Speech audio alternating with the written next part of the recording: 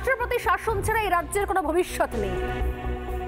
রাষ্ট্রপতি শাসন ছাড়া এখানে এসআইআর কমপ্লিট করা যাবে না। রাষ্ট্রপতি শাসন ছাড়া বা সেন্ট্রাল ফোর্সকে না নামালে এখানে এসআইআর নির্বিঘ্নে সঠিক পদ্ধতিতে করা সম্ভব হবে না। নির্বাচন কমিশন ইতিমধ্যেই সমস্ত বিষয়টা নজর রাখছে, একের পর এক পদক্ষেপও নিচ্ছে। আমার মনে হয় যে পরবর্তীতে বা অবিলম্বে অত্যন্ত দ্রুততার সঙ্গে হয়তো আরও কড়া পদক্ষেপও নেবে নির্বাচন কমিশন। কেন তার জন্য নজর রাখছি। প্রথমে আজকে সোজাসুজি স্বর্ণালীর প্রথম ব্রেকিং নিউজে পরপর অনেকগুলো খবর দেখাবো, অনেক ছবি দেখাবো, অনেক বক্তব্য শোনাবো। আর এগুলো দেখার পর, শোনার পর, বোঝার পর আপনারাও বাড়িতে বসে ভাবতে বাধ্য হবেন যে সত্যি স্বর্ণালী যা বলছেন আপনি, আমাদেরও তাই মনে হচ্ছে। হয় রাষ্ট্রপতি শাসন আর না হয় সেন্ট্রাল ফোর্সকে নামানো। এই দুটোর বাইরে এই রাজ্যে নির্বিঘ্নে এসআইআর করা, ভোটার তালিকাকে সংশোধন করা প্রায় অসম্ভব একটা কাজ। কেন বলছি? প্রথম খবর আসছে বীরভূমের নলহাটি থেকে।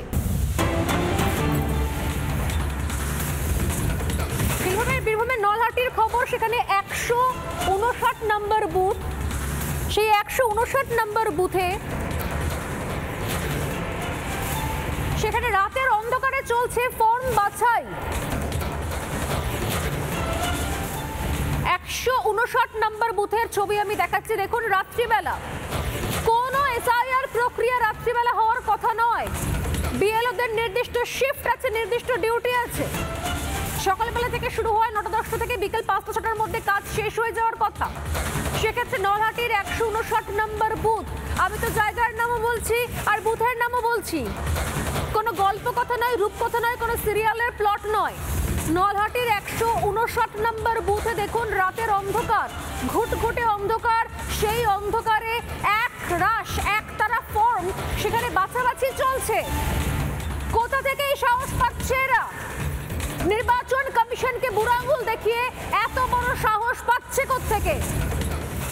তৃণমূলের বিএলএ কে সঙ্গে নিয়ে ফর্ম বাছাই করে দিচ্ছে খোদ সরকারি বিএলও আমিনা বেগম। ভাবুন, বলেছিলাম তো বিএলও তৃণমূলের ফর্ম দিচ্ছে তৃণমূল, ফর্ম বাছাই করছে তৃণমূল, ফর্ম রেকটিফাই করছে তৃণমূল। এটা কোন এসআইআর হচ্ছে? তৃণমূলের বিএলএ কে সঙ্গে নিয়ে ফর্ম বাছাইয়ের কাজ করছে বিএলও আমিনা বেগম। আমিনা বেগমের বাড়িতে তৃণমূলের বিএলএ গিয়ে বসে আছে, বিএলওর বাড়িতে বিএলএ গিয়ে বসে আছে। আরে ভাই, এই কোথাকার বিএলও? বিএলএ কে সঙ্গে নিয়ে রাত্রে ডিনার করতে বসেছিল, মাংস ভাতের নেমন্তন্ন ছিল বিএলওর বাড়িতে।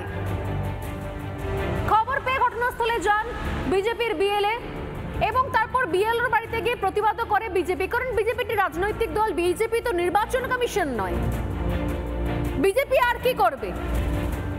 বা যে কোনো বিরোধী রাজনৈতিক দল আর কি করতে পারে? সাধারণ মানুষই বা কি করতে পারে? তারা প্রতিবাদ জানাতে পারে। আমরা সাংবাদিকরা ঘটনা ঘটলে সেগুলো তুলে ধরতে পারি, আপনাদের সামনে মানুষকে জানাতে পারি এবং আমাদের মাধ্যমে নির্বাচন কমিশনের কাছে আমরা পৌঁছে দিতে পারি, আমাদের চ্যানেলের মাধ্যমে, রিপাবলিক বাংলার মাধ্যমে। এর বাইরে পদক্ষেপ নিতে হবে নির্বাচন কমিশন। বিজেপির বিএলএ সেখানে গিয়ে বিক্ষোভ দেখায়, প্রতিবাদ জানায় বিএলওর বাড়িতে। বিএলও আমিনা বেগম তার বাড়িতে রাত্রিবেলা কি করছেন ভাই তৃণমূলের বিএলএ? রাতের অন্ধকারে কোন পার্টি চলছে সেখানে?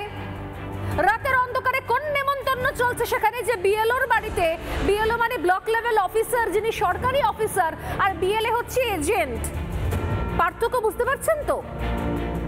একজন অফিসার সরকারি আর একজন এজেন্ট। সমস্ত রাজনৈতিক দলের এজেন্ট থাকতে পারে। এজেন্টের কাজ হচ্ছে শুধুমাত্র বিএলওর সঙ্গে তখন থাকা যখন বিএলও বাড়ি বাড়ি ঘুরছে।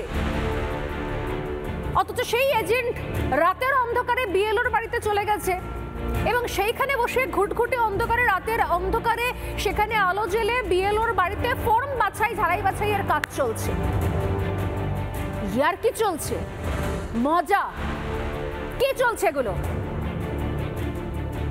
দলদাস হয়ে পড়েছে বিএলওরা, দলদাস। আর তার সঙ্গী রয়েছে তৃণমূল কংগ্রেস। তৃণমূল কংগ্রেসের কথায় উঠছে বসছে একাধিক বিএলও। তৃণমূল বিএলওদের হয় কিনে নিয়েছে, না হয় নিজের লোকেদেরকে বিএলওর জায়গায় ঢুকিয়ে দিয়েছে। এই হচ্ছে অবস্থা। একসঙ্গে রাতে বাড়িতে বসে ফর্ম বাছাই চলছে এবং এই ঘটনা জানাজানিও হয়ে গিয়েছে।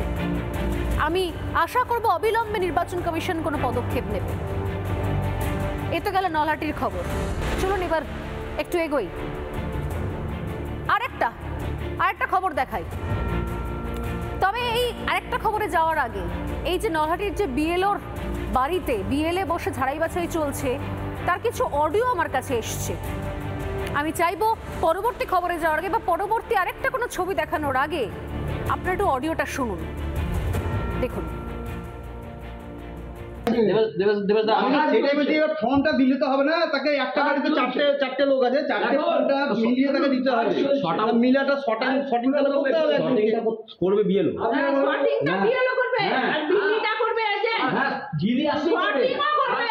আপনি করবেন বিএলও,